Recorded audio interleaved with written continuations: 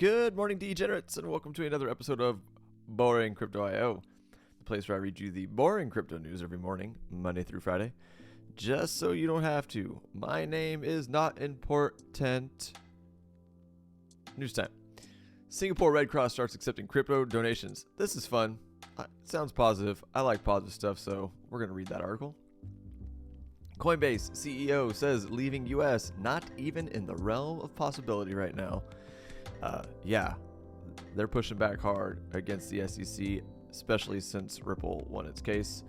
And speaking of Ripple, CDC report underscores importance of judge's verdict in Ripple case.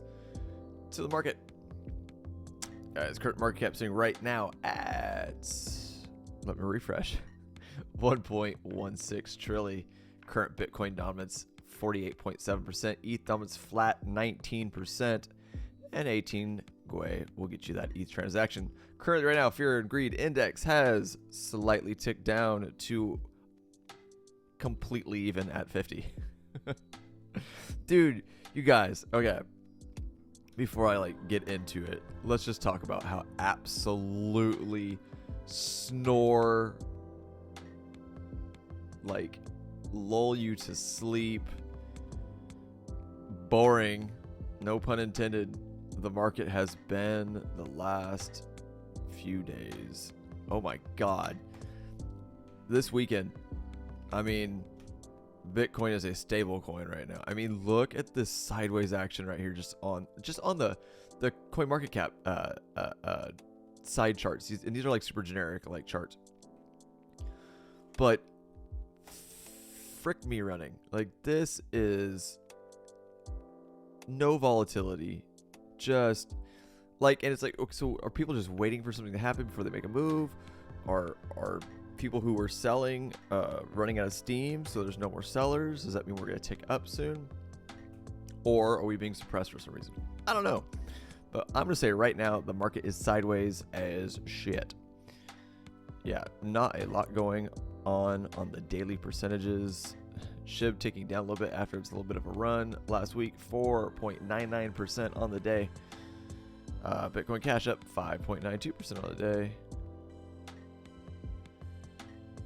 And outside of that, not much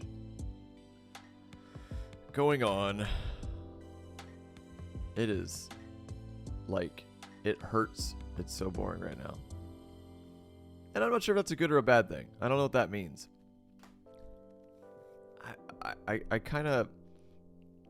I'm leaning towards the suppression idea. And if so, why? And then what are they going to do? They're going to smack us real quick with a dump? Who knows? But that's it, guys. It's this whole weekend, or this last weekend was just so boring it hurt. So let's move on to Bitcoin. All right, Bitcoin 4 hour. There's a couple things we're going to talk about. Not too much because not too much has happened. But first of all, I want you guys to look at this. This is Bitcoin on the 4 hour. This is our previous sideways momentum that people were saying was potentially a megaphone, but it didn't play out. We dropped to the downside. But look at right here. This giant swing to a dump. That's kind of like an outlier, almost like a bear trap, right? Now, if you look at this sideways action, whoop, sorry about that, y'all. Forgot I had that on. If you look at this lower sideways action that we're in right now, this is almost this is playing out. These are basically fractals almost exactly the same. We had this giant swing up right near the end of this channel to a swing down, sideways to a dip below the channel, or sideways channel, whatever you want to call it, and then worked our way around here like we're doing right now with the last little tick up before we dumped again, which we might be getting that right now to potentially a tick down. It's just something to think about, guys. Keep your eye on it. The only reason why I think this might be a thing is if we're being manipulated and being suppressed. It's just too similar, right? I mean, these guys who do these things, they can only do it mathematically, I'd assume. And so it kind of ends up looking similar. But again, that's a conspiracy theory. That's whatever. Let me show you guys before we get out of here what a lot of the other traders are looking at right now. We are gonna go to the 12-hour. Now, I gotta be honest, man. To me, this is reaching. I think people just need something to talk about. It's kind of a bit of hopium. But what I'm seeing a lot of traders talking about right now is this descending wedge, and again, it looks like such a big reach for me. You got people calling for 72 hours before we make a move. With only these 2 touches.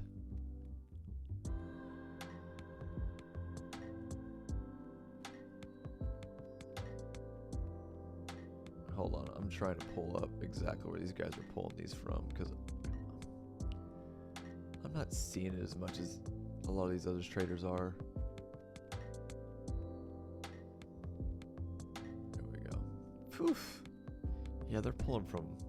Sorry, guys. I know this is taking way longer than it should, but I'm just... These guys are pulling their charts from way back here.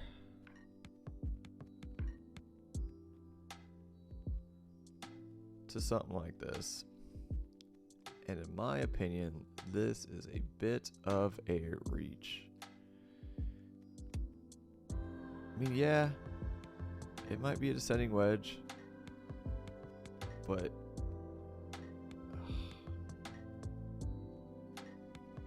either way, if this is a descending wedge, it is decision time within the next couple of days. Okay. Top of the wedge, bottom of the wedge, top of the wedge, bottom-ish of the wedge, and we're moving sideways again. So this is what I'm seeing a lot of here. I'll thicken this up just a little bit. Like a thick. It's a damn boy, he's thick. So you can actually like see it. This descending wedge is what a lot of people are talking about, and I gotta be honest, I'm not sure if this is even that significant. I think they just need something to talk about, but it's kind of the only thing I see as well. I mean, I'm not seeing shit except for technically a bear flag. This would have been a bull flag, but broke to the downside. So here we go. And the reason why I kept this open, because this was the same thing. This was a descending wedge, descending channel that broke to the upside. With descending wedges, they typically break to the upside. A lot of these patterns, I don't know necessarily the exact percentages, but a lot of times these patterns, whether it be bullish or bearish, it's not like an 80% chance that it moves to the direction that the pattern calls for. It's usually like a 68% chance, pushing 70 maybe, right? That's why I always tell you guys to be prepared for a move to the upside and the downside based on whatever you're looking at, because these patterns they're not like, yeah, 80% chance, 85, 90% chance that it moves in a direction that it calls for. No, man, it's a slight edge. That is it. And hopefully you trade accordingly. So descending wedges, descending channels, etc., have, I would assume, a 68% chance to move to the upside, but can also move to the downside. So be prepared for that. But this is what everyone's talking about, and everyone's kind of calling for a potential for it to break out this big and run like a raped ape again. I don't know. I gotta be honest. It's a reach for me. I'm not really feeling it, but there really isn't too much else to look at because we've been just edging sideways for quite some time. But guys, that's really all we got going on with Bitcoin. It's really doing absolutely nothing. With that being said, let's move on to the news and get you out of here. Singapore Red Cross starts accepting crypto donations. Humanitarian aid and community services charity Red Cross Singapore included cryptocurrency as a newly accepted form of donation. Humanitarian aid and community services charity Singapore Red Cross included cryptocurrency as a newly accepted form of donation. The organization will accept Bitcoin, ETH, Tether, and USD coin donations. On August 7th, Singapore Red Cross announced its partnership with the first crypto payment gateway licensed by the Monetary Authority of Singapore, AAA, to enable the option of anonymous donations in crypto. All donations will be converted into fiat currency and settled via bank transfer within 1 business day. Benjamin William, Secretary General of CEO of Singapore Red Cross, shared his enthusiasm towards the new segment of tech-savvy donors. By accepting digital currencies, we open our doors to a new segment of donors who are tech-savvy and wish to make difference through their digital assets. This is what's so cool about this, right? All this stuff is happening in the middle of a bear market, so it's not going to pump the price or anything like that. But what I do think is neat is if you've been here for quite some time and everybody out there has been telling you it's not a thing, it's a waste of money, it's all going to go to zero, it's all bullshit, blah, blah, blah, blah, blah, blah, blah. Yet here we are, and the Red Cross of Singapore is taking donations in crypto. Yeah, crypto's going away, guys. Just in case you were wondering, there's the truth to it. Crypto is going to zero. Enabling cryptocurrency donations also opens more opportunities for the new generation of donors who are AU fiat with digital currencies to consider philanthropy and helping the vulnerable. William further explained, the crypto payment option is already available on the Singapore Red Cross website. Along with 4 popular digital currencies, the payment gateway offers a separate solution for donating from Binance Digital Wallet. In July, the High Court of Singapore declared crypto a private property which doesn't differ in principle from fiat money and could be classified in the category of things in action. In British common law, that means a type of property over which personal rights could be claimed or enforced by legal action, not by taking physical possession. Man, a little fun article. I think it's cool, you know. Good. Helps some people out, especially if you're holding bags. Why not?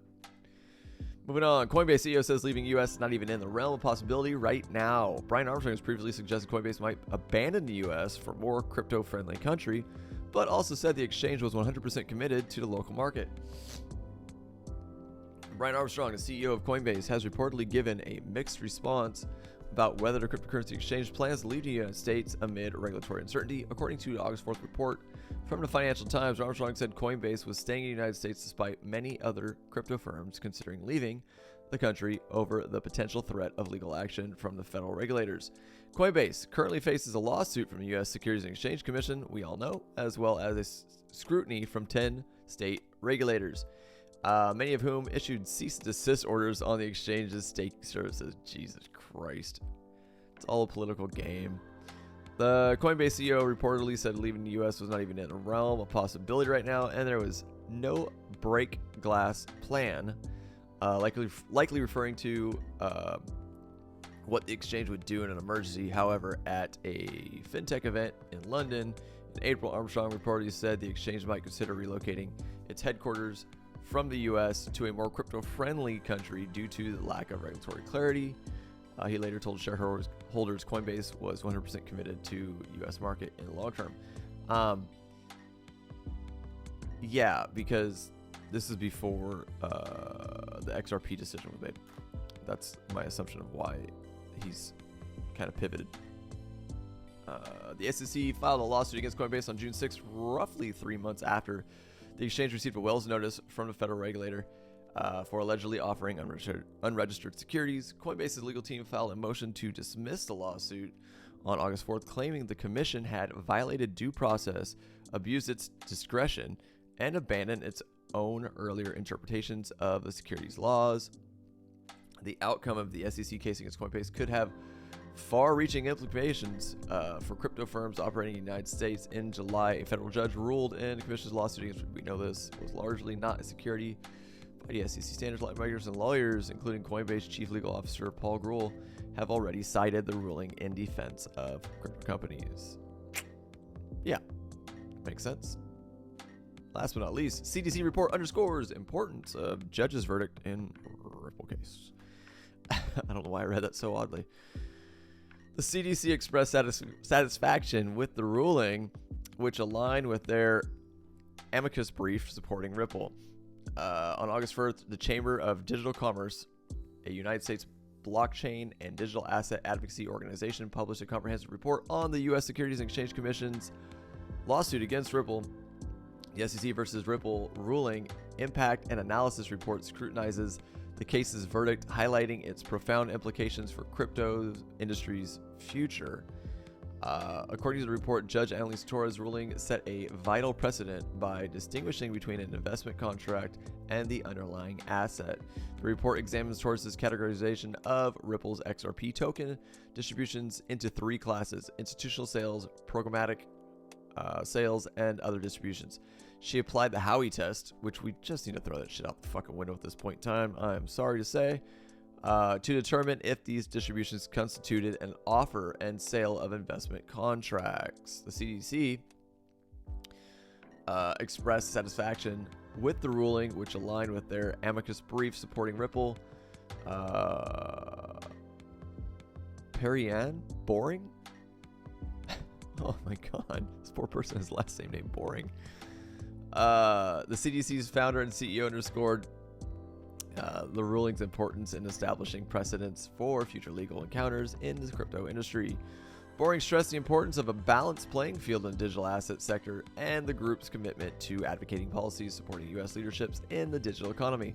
While Judge Torres' ruling was a step towards logical crypto regulations, the CDC firmly believes that the definitive regulatory clarity can only come through effective legislation by Congress. Absolutely. The CDC acknowledges the introduction of multiple blockchain and digital asset regulatory bills in U.S., House, and Senate. However, it expresses uncertainty about the enactment of these bills, primarily due to constraints posed by the legislative calendar. Despite the challenges, the CDC continues to advocate for a comprehensive legal framework for digital assets, creating a conducive environment for digital asset product launches. In February, the CDC accused the SEC of overstepping its authority and unfairly labeling crypto assets as securities in its insider trading case against ex-Coinbase employees. Yeah, guys, that's it. Again, just not much going on. Bitcoin one last time, $29,042, sitting pretty much flat.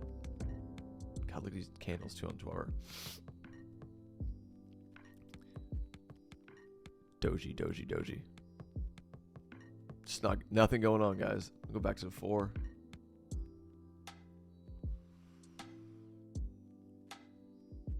Well, we've definitely lost 29.3 as support is definitely resistance now.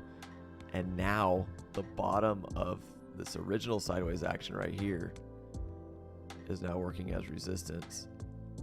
And the only thing saving us is 28.9. Keep your eyes on it. If we lose 28.9, keep your eyes on the bottom of the descending wedge trend line here. See if we'll catch there. It stopped us right here. If we lose that, keep your eye out for 28.4. That's it, guys. That is all I got for you today, guys. If you enjoy the content I provide for you here every morning on Boring Crypto IO, please by all means subscribe to the channel. Subscribe. Let's get some more people in here. Turn on that bell for notifications so you know when I do post a video, guys. And please, why would you be here if you're not watching the videos, liking the videos, and let's grow. Let's share all of those videos on all of your social platforms. Let's get some crypto adoption going. And I'll see you guys bright and early tomorrow morning. I am out of here.